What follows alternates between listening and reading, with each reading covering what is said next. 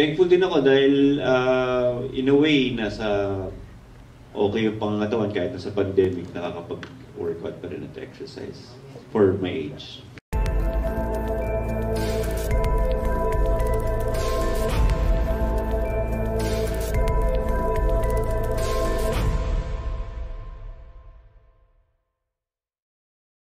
Adrian, medyo nasasanay ka na ba sa mga ganito ka-daring na role pag gumagawa ka sa Viva Max?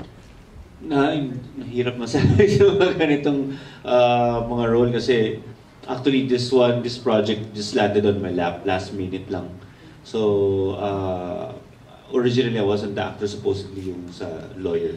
Pero thankful ako na yung when it offered to me and in-approve ng Viva, and nagampanan ko naman siguro ng kung ano yung gusto ni Direk sa character. Kasi very little time talaga to prepare for the role. Thankful din ako dahil in a way, nasa okay yung pangangatawan kahit nasa pandemic, nakakapag-workout pa rin at exercise for my age. So Adrian, follow-up lang. Sa mga next project, game ka pa rin bang gumawa ng ganitong ka-sexy o ka-daring? Sinabi ko naman po sa manager ko na kung para sa akin yung role at maganda rin yung story, why not? Kasi maganda naman yung mga konsepto ng Viva Max, yung mga nagawa ko na dun sa tatlo, magaganda naman po yung story ng may husband, may lover. Babaeng mawala sa sarili, tapos ito. Gaano ka komportable ka na sa paggawa ng mga sexy movies? Ako, hanggang hindi mahirap maging komportable sa ganyan. I cannot say that, all the time nasa condition yung katawan. Lalo na, yun nga, for my age, 42 na rin hindi na rin ganun kabilis yung metabolism. Pero, yun, meron maging komportable sa mga ganyan, lalo na ngayon, may asawa.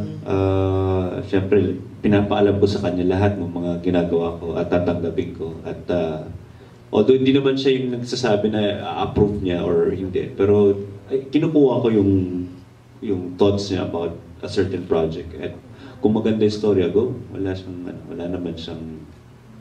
Kasi napanood naman niya, Anino sa likod ng buwan, wala naman siyang nasabi na. So, yun.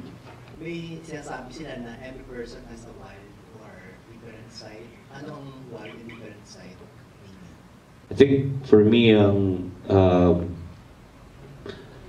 my wild side is, I think, yung acting, yung pagdating sa acting, I become a different person kasi. I become whoever the character wants me to be or the story wants me to be.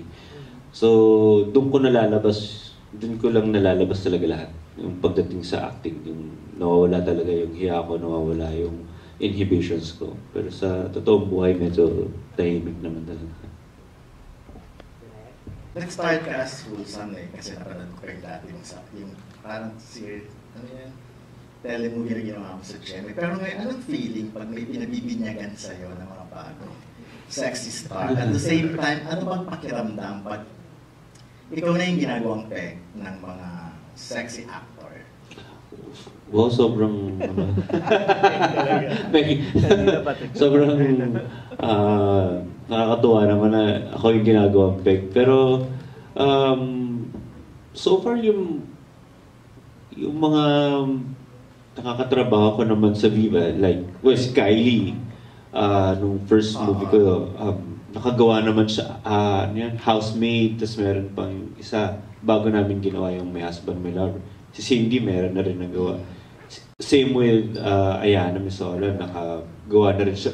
Yun naman yung, yun yung trajectory ng, si Janice, nung nakausap ko siya, ito yata yung isa sa first pinaka-daring mo, tama sinabi mo sa akin.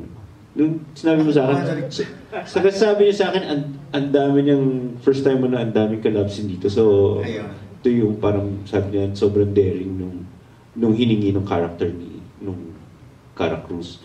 Sabi ko sa kanya, wag mo na lang isipin yung, it's not about the love scene. Hindi yun yung magdadala sa movie. Yung acting mo yung magdadala. Yung acting mo magdadala sa'yo towards kung anong saan ka papunta sa career mo. Hindi yung love scene lang na to yung may isip ng tao. Yung kung paano mo inarte yung sarili. Kung ano yung characterization mo dun sa movie. So yun lang naman yung nasabi ko sa kanila.